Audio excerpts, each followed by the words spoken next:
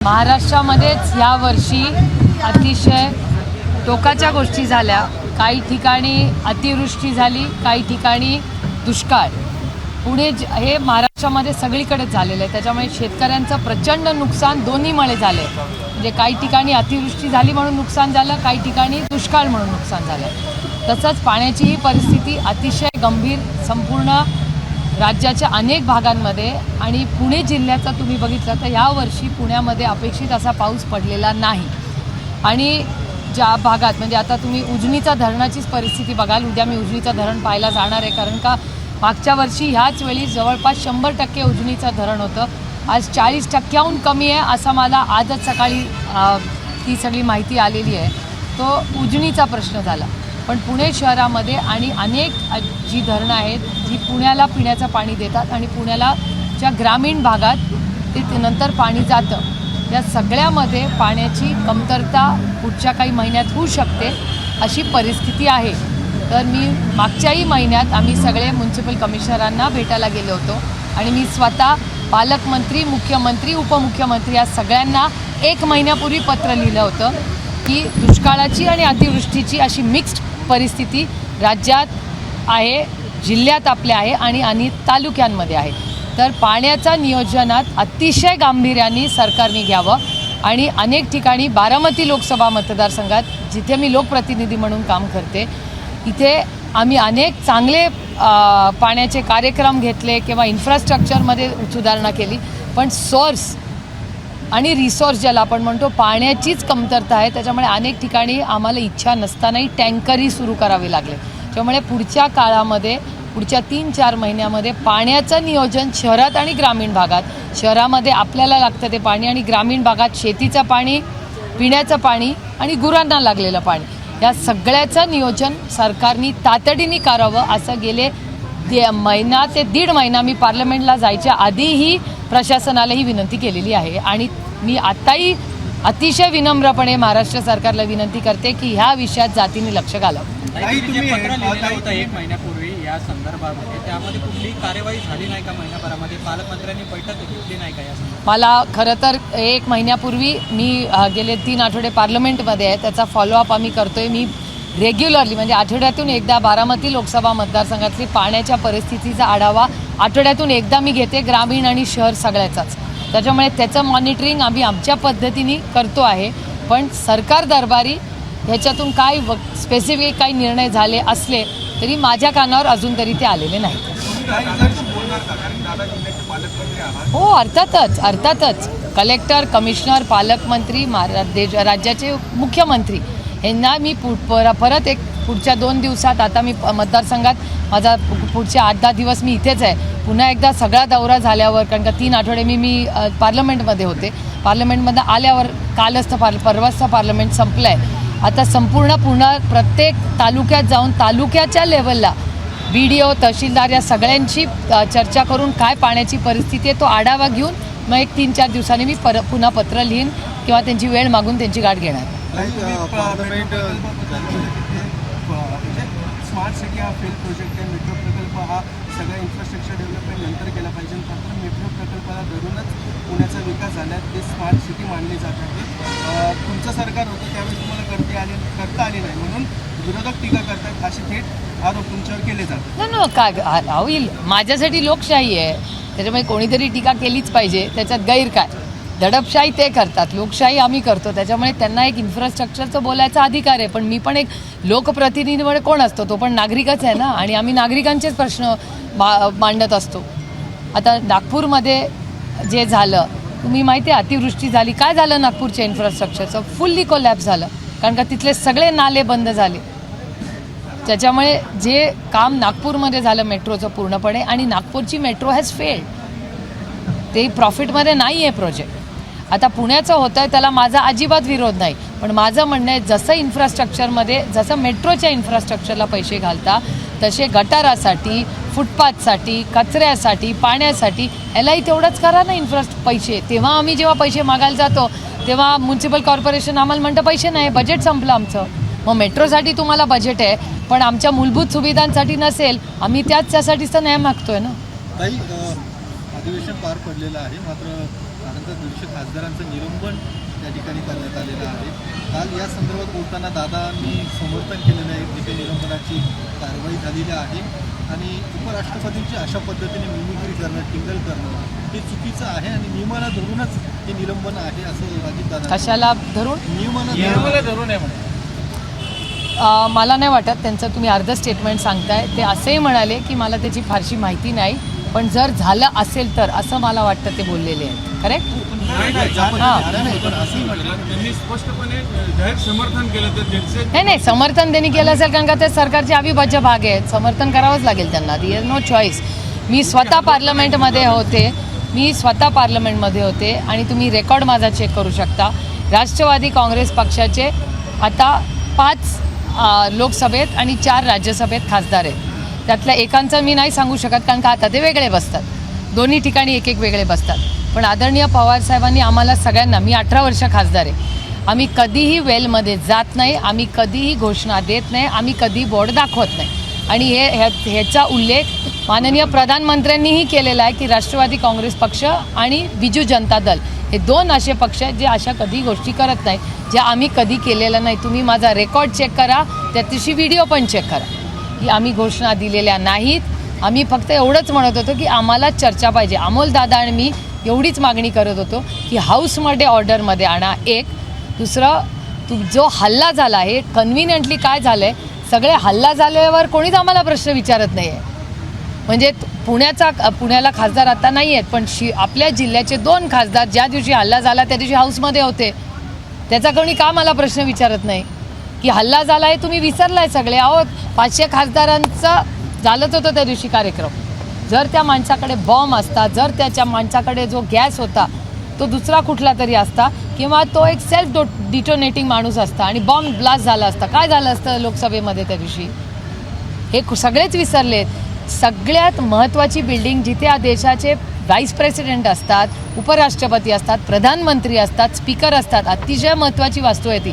आम्ही काय फक्त खासदारांबद्दल बोलत नाही, तिथे खूप मोठा स्टाफ असतो, तिथे पोलीस यंत्रणा एवढी मोठी असते. एवढ्या महत्त्वाच्या वास्तूमध्ये जिथे प्रधानमंत्री रोज येतात, उपराष्ट्रपती रोज येतात, स्पीकर रोज असतात, अशा ठिकाणी जर हल्ला होत असेल, एखादा माणूस उडी मारून त्या लोकसभेमध्ये जिथे प्रधानमंत्री बसतात तिथे उडी मारून गॅस सोडू शकतो असा, तर या देशाची सेफ्टी आणि सिक्युरिटी जबाबदारी कोण घेणार? काय अकाउंटेबिलिटी नको? आज लोकसभेत झाले, उद्या रस्त्यावर होईल हे सगळं. काल झालेलंच आहे जम्मू काश्मीरमध्ये. काल 5 लोक ज्या पद्धतीने गेलेले, आणि मी तुमच्या सगळ्या चॅनलवर बघितलेलं आहे की एका माणसाचं मला असं वाटतं की त्यांचं डोकंच बाजूला केलेलं आहे. एवढी अतिशय क्रूर हत्या आपल्या लोकांची झालेली आहे. म्हणजे जे आपले लोक आहेत, ज्यांच्यामुळे आपण इथे राहतो, जे सैन्य आपलं आहे ते शहीद झालेले. मग सैन्य शहीद तिथे होतं आहे, पार्लमेंटमध्ये अटॅक होतो आहे, याचा अर्थ काय? आणि मग आमचं निलंबन का? की आम्ही महागाई, कांद्याला भाव मागितला, आम्ही पार्लमेंटच्या अटॅकवर चर्चा मागितली. ही आमची चूक. ही लोकशाही नाही, आणीबाणी झाली आहे देशामध्ये. आता ही सगळी माहिती दादांना कदाचित नसेल काय काय झालंय. तो हल्ला झाला त्या दिवशी सुनील तटकरे होते का नाही मला आठवत नाही, त्या दिवशी ते होते का नाही, पण अमोलदादा होते मला वाटतं, फैजल होता, मी तर होतेच. आणि आमच्या समोरच तो हल्ला झाला ना. तो आम्ही सगळ्यांनी तिथे जो हल्ला पाहिला. आणि मी तुम्हाला सांगते की त्या दिवशी म्हणजे मला अभिमान वाटतो एका गोष्टीचा, पक्ष राजकारण सगळं बाजूला ठेवून सगळे खासदार एक झाले. काही तो मुलगा ते 2 मुलं करू शकत असती, पण एकामेकाला वाचवण्यासाठी सगळे खासदार आणि तो इनर जे मार्शल्स वगैरे म्हणतात, जो आतला स्टाफ असतो, एकही पोलीस नव्हता तिथे. सगळा जो इंटरनल स्टाफ आणि खासदारांनी मिळून थोपवला त्या दिवशीचा प्रॉब्लेम. आणि त्याच्यात आणि प्रत्येक खासदार, एक खासदार सोडून कोणीही तिथून पळून गेलं नाही, सगळे एकामेकाची मदत करत होते. जरांगेंनी काल पुन्हा नवीन डेडलाईन दिलेली आहे. म्हणजे हे कुठेतरी मॅच फिक्सिंग वाटते का? म्हणजे हाईप तयार केली गेली 24ला डायरेक्ट 20ला. म्हणजे सरकार आणि जरांगेचं नाही त्याला जोडून असा प्रश्न आहे की राम मंदिराचं लोकार्पण पण त्याच दिवशी होतंय आणि तेव्हाच भाजप असं म्हणतंय की संपूर्ण देशात दिवाळी साजरी करा आणि तेव्हाच परत जरांगे मुंबई अमर उपोषणाला सांगतात. नाही, एक 20 आहे आणि दुसरा 22 आहे, 2 दिवसाचा अंतर. नाही, जरांगे पाटलांनी 20 तारीख दिलेली आहे आणि राम मंदिराची 22 तारीख आहे. पण एन्व्हायरमेंट असं क्रिएट होतंय का? 20 पासूनच होते त्याच्या त्या आंदोलनाची म्हणजे मला असं वाटतं कदाचित काल सरकारने काही त्यांच्याशी चर्चा केली असेल, मला माहिती नाही माझं त्यांच्याशी काही, म्हणजे मी तुमच्या टी व्हीवर किंवा जे वर्तमानपत्रात वाचलं तेच मला माहिती आहे, मलाकडे काही वेगळी माहिती नाही आहे. निगेटिव्ह पिटिशन जी आहे ती आता मान्य केलेली आहे. 24 जानेवारीला त्यावरती सुनावणी होती. आता भाजपकडून अशी टीका होती की महाविकास आघाडीच्या काळातच हे खरं तर आरक्षण गेलेलं होतं, पण आता क्रिएटिव्ह पिटिशन मान्य झाल्यामुळे नक्कीच मराठा समाजाला आरक्षण मिळेल असा एक विश्वास आहे आणि त्यामुळेच मनोज जरांगे यांनी जो त्यांचा उद्याचा अल्टिमेटम होता तो पुढे ढकलला. क्रिएटिव्ह पिटिशन वकील तेच होते, ते जेव्हा होते तेच आणि आत्ता आहेत तेच वकील आहेत ना, वकील कुठे बदलले. पिटिशन दुरुस्त करायचं काम हे गोखले इन्स्टिट्यूटला देण्यात आलेलं आहे. गोखले इन्स्टिट्यूटचा हाच अहवाल जो गायकवाड समितीला सादर करण्यात आला होता, तो सर्वोच्च न्यायालयाकडे करण्यात आला आहे. पुन्हा एकदा त्यांच्याकडेच दुरुस्त करायला मिळेल कितपत योग्य? एकतर गोखले इन्स्टिट्यूट ही अतिशय उत्तम इन्स्टिट्यूट आहे, पण त्यांचा इन्फ्रास्ट्रक्चर आणि तेवढा वेळ आहे का सगळं करण्यासाठी. त्याच्यामुळे गोखले इन्स्टिट्यूट ही अतिशय उत्तम या देशातली इन्स्टिट्यूट आहे, पण मला एकच काळजी वाटते की जो वेळ दिलेला आहे त्यांना, तेवढ्या वेळात एवढं मोठं काम करणं शक्य आहे का नाही, हे आपल्याला गोखले इन्स्टिट्यूटला कॉन्टॅक्ट करूनच विचारावं लागेल. मराठा आरक्षणाचा प्रश्न मला अधूर राहिला. चाललंय काय म्हणजे जरांगे एकीकडे पुन्हा हेप तयार करतात, पुन्हा वीस नाही, कुठेतरी फिक्सिंग वाटते. मला असं वाटतं आरक्षण, मग धनगर, मराठा, लिंगायत आणि मुस्लिम समाजाचे आरक्षणाचे जे काही मुद्दे आहेत त्याच्यात मी म्हणजे माझ्या वाचनात जे आलं, मी सेशन इथलं फॉलो करत नव्हते, पण जे काही टी व्ही किंवा वर्तमानपत्रात येत होतं त्याच्या अंदाजाने ह्याच्यावर सविस्तर चर्चा महाराष्ट्र सरकारने पाठवली आणि कुठलंही आरक्षण करण्यासाठी कॉन्स्टिट्यूशन अमेंडमेंट आम्हाला दिल्लीत करावी लागेल. तर इथून जोपर्यंत राज्यातून प्रस्ताव येत नाही तोपर्यंत दिल्लीत आम्ही तो कॉन्स्टिट्यूशन अमेंडमेंट करू शकत नाही.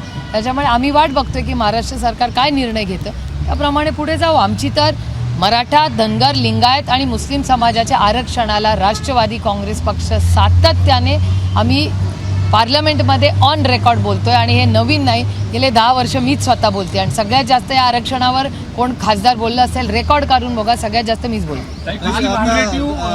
पिटिशन स्वीकारल्यानंतर चंद्रकांत पाटलांनी पुन्हा मवियावरती निशाणा साधला की बोलली मवियाच्या काळात हे झालं नाही म्हणून त्यावेळेस स्वीकारले नाही, आता आम्ही चांगलं काम केलं म्हणून ते झालं, मवियाला मराठा आरक्षण द्यायचंच नाही.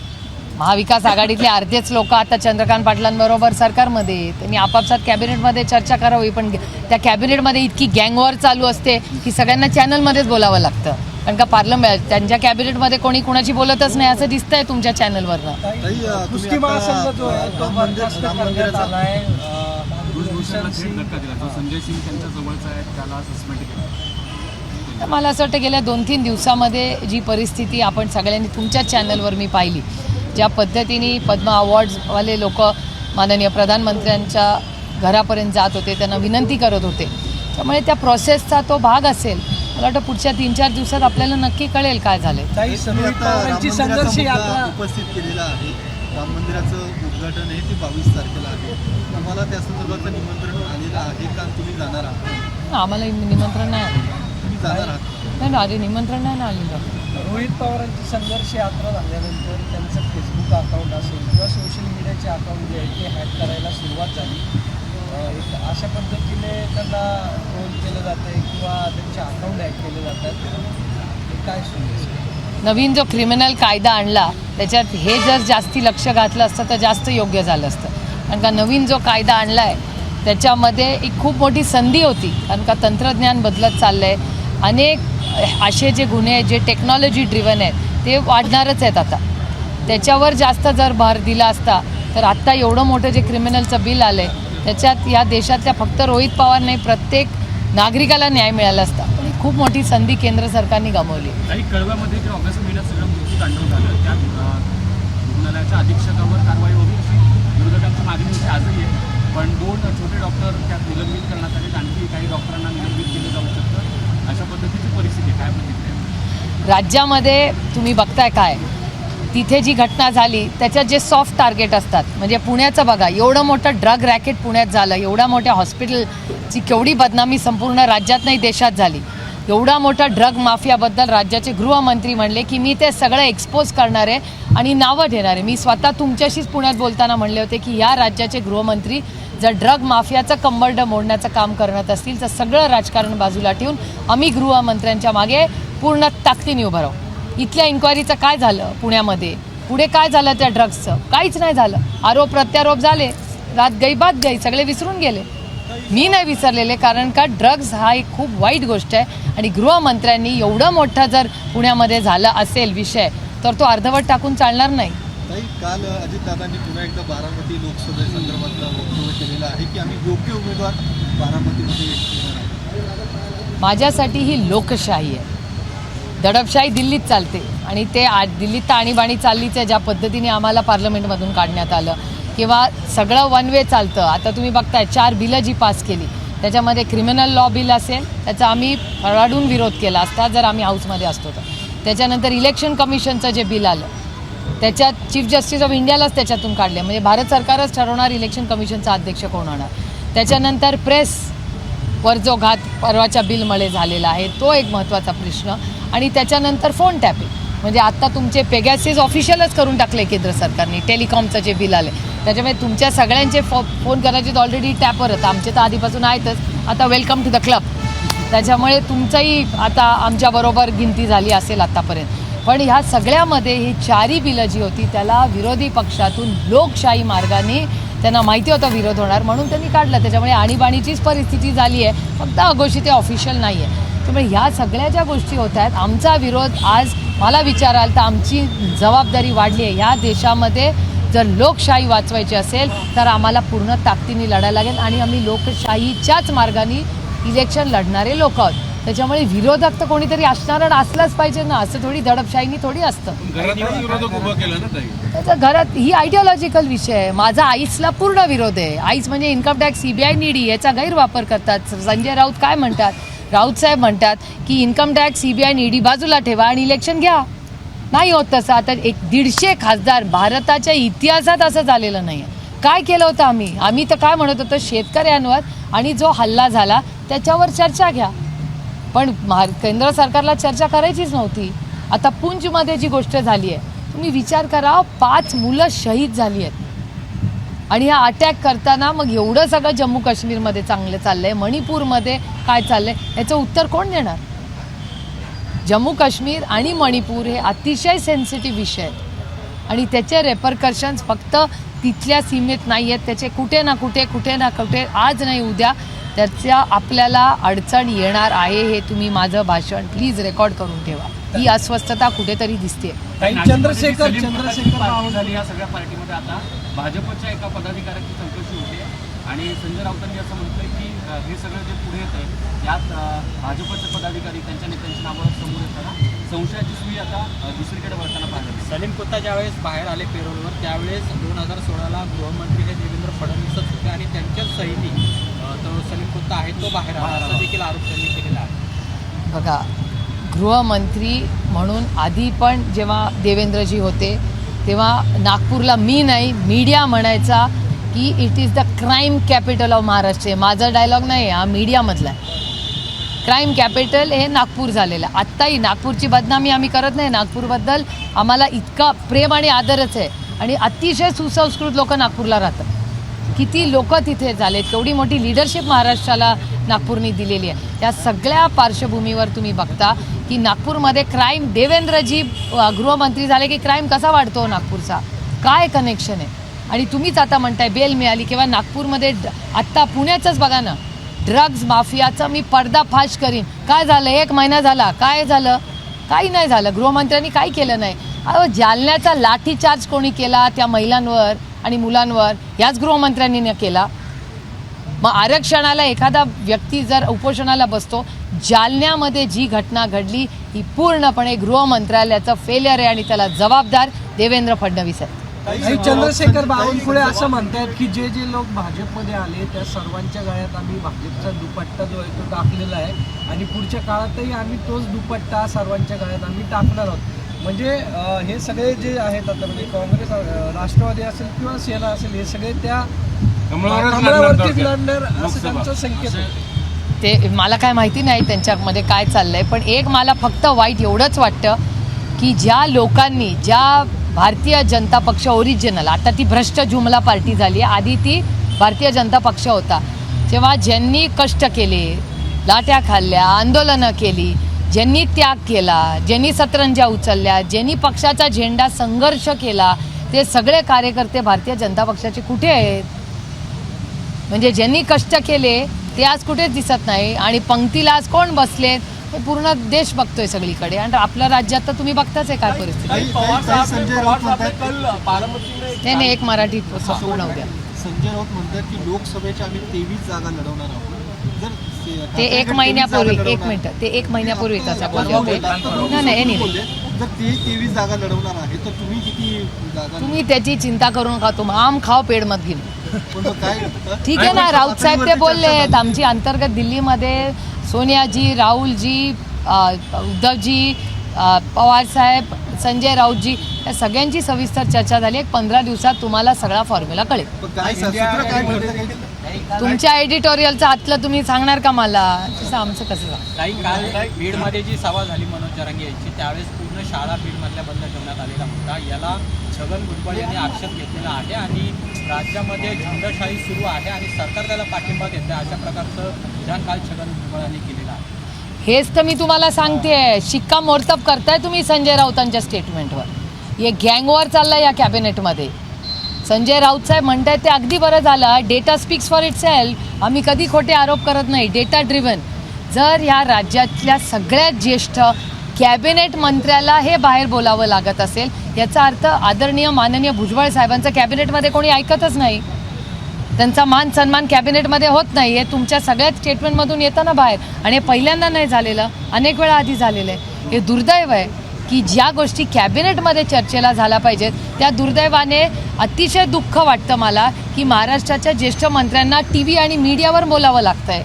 याचा अर्थ कॅबिनेटमध्ये चाललंय काय? गँगवॉर. जे संजय राऊत साहेब म्हणत आहेत हे पुन्हा एकदा खरं झालं की यांना प्रशासन करायचंच नाही आहे. Ice, income tax, CBI, ED सगळे पक्ष फोडायचे, घरं फोडायची, सगळ्यांना भीती दाखवायची आणि मनमानी करायची. सर्वसामान्य माणूस त्याच्यात बरडला गेला तरी चालेल. हे सत्तेत राहिले पाहिजे.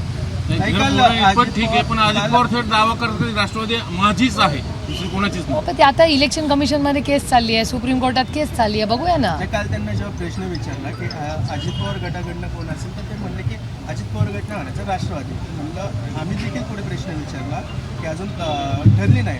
ते म्हणले की मी म्हणतोय ना तर मी आजच करेन. अहो ही लोकशाही आहे. हो, लोकशाहीत प्रत्येकाला बोलायचा अधिकार आहे का नाही? दिल्लीमध्ये दडपशाही, दिल्लीवाल्यांना दडपशाही पाहिजे. आम्ही लोकशाहीवाले, प्रत्येकाला अधिकार आहे बोलायचा. हो काही काल बारामतीमध्ये अदानींवर टीका करत असताना काल शरद पवारांनी मात्र अदानींचे आभार मानले, त्यांचा आभार मानत आहेत असं जे म्हणाले. तर यावरून चर्चा होती की पवार दोन भूमिका घेत आहेत का असं म्हटलं. कधी पवार दोन भूमिका घेतली? काल बोललेत मॅडम. काल दोन भूमिका, दुसरी कुठली भूमिका घेतली? या सगळ्याचा महाविकास आघाडीवरती परिणाम नाही होणार का? काही होणार नाही. अहो ही लोकशाही आहे. आमच्याकडे दडपशाही नाही. म्हणलं की उठ आणि बस म्हणलं की बस. गलत भी अच्छा, अच्छा भी अच्छा. आमच्याकडे असं नाही. ही लोकशाही आहे. तुमच्या घरामध्ये मला सांगा कधी मतभेद होत नाहीत का? सगळे सगळ्याला हो म्हणतात का? नाही की नाही? मोकळा श्वास घेऊन लोकशाहीत लोकांना बोलायचा अधिकार आहे की नाही? इंडिया आणि महाविकास आघाडी हा लोकशाहीनी चाललेला प्रश्न. आमच्याकडे चर्चा होते. आमच्याकडे काय भीती नाही दाखवली जात की तू कर्तृत्वान असला तरी मला आवडत नाही, आऊट. आमच्याकडे तसं नाही. आमची लोकशाही आहे आणि माझ्या मते लोकशाहीमध्ये मतभेद म्हणजे काय मनभेद नाही. लोकशाहीत मतभेद असलेच पाहिजेत पण म्हणून मनभेद नसतात. ती दडपशाही नाही. दडपशाही तिकडे, आमच्याकडे नाही. तो ताई, लेकिन आपके विरोधी ये कह रहे हैं कि MDA हो या इंडिया ब्लॉक हो, ये अडानी जी को लेकर इतने क्रिटिकल हैं, लेकिन पवार साहब उनसे ही मदद लेते हैं. तो ये सवाल विरोधी आपके ऊपर उठा रहे हैं, उसको लेकर क्या करेंगे? विरोधी को पूछो तुम्हारे क्या राय है. और विरोधी पक्ष को ऑब्सेशन है मिस्टर पवार. उनको मिस्टर पवार से आगे कुछ दिखता ही नहीं. अच्छी बात है. थोड़ा उनको भी हेडलाइन, जब तक पवार साहब का नाम नहीं लेते हेडलाइन नहीं होती, तो अच्छी बात है, करने दो ना. थोड़ा उनको भी कुछ बोलने का हक है. ये दड़पशाही है, बोलने का अधिकार है उनको. ऐसा थोड़ी है यार कि आप एक पूछो वो भी पूछो. और हर देखो जवाब हम किसको दे सकते हैं? जो हमारे स्टेक होल्डर्स हैं. और हर व्यक्ति ने कहा तो ठीक है ना, उसकी राय हो सकती है यार. क्या दिक्कत है आपको? या किसी को भी होनी चाहिए. काही काल बारामतीमध्ये युगेंद्र पवार यांनी कार्यक्रम आयोजित केलेला होता. स्वतः पवार साहेब त्या कार्यक्रमाला उपस्थित होते. यानंतर पुन्हा एकदा चर्चा अशा सुरू झाल्या की पवार कुटुंबियातील आणखीन एक व्यक्ती राजकारणामध्ये येणार आणि तसंच युगेंद्र पवार हे कोरेगाव मतदारसंघातून सुद्धा आगामी काळामध्ये तुमच्या पक्षातून निवडणूक लढवतील अशी सुद्धा चर्चा सुरू आहे. आमच्या फॅमिलीची एवढी माहिती तुम्हाला बाहेर असते, मला आनंद वाटतो या ऐकून. एकतर दुसरी गोष्ट, युगेंद्र पवार दरवर्षी हे करतात. तुम्ही आत्ता नोटीस केलं, ते दरवर्षी ते कार्यक्रम घेतात, त्याच्यात नवीन काय. काही दादा म्हणतात की खरगे आणि मोदींमध्ये खूप मोठा फरक आहे.